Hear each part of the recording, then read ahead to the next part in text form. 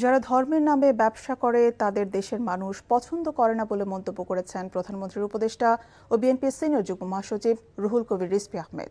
তিনি বলেন, এদেশের মানুষ ধর্মভীরু হলেও যারা জান্নাতের টিকিট বিক্রি করে তাদের প্রত্যাখ্যান করেছে জনগণ।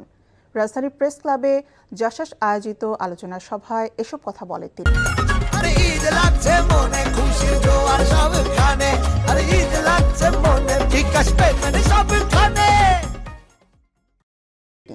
সীমান্ত হত্যা ও ভিন দেশে আগ্রাসনের বিরুদ্ধে সরকার সোচ্চার জানিয়ে রিজভী আহমেদ বলেন, গত 17 বছর সাংস্কৃতিক অঙ্গনের কেউ সীমান্ত হত্যা নিয়ে মুখ খোলেননি।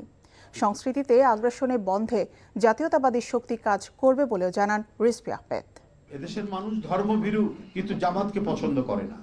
একদিকে যেমন ধর্ম ব্যবসা জামাত করেছে তাদেরকেও পছন্দ করে না, এদেশের মানুষ আবার একবারে ধর্মের বিরুদ্ধে বিদ্রোহকারী আওয়ামী লীগের সহ তাদের যে সমস্ত সহযোগীরা আছে তাদের যে কর্মকাণ্ড সেটাও পছন্দ করে। ঈদ লাগছে মনে খুশির জোয়ার সবখানে, ঈদ লাগছে মনে ঠিক আসবে সবখানে।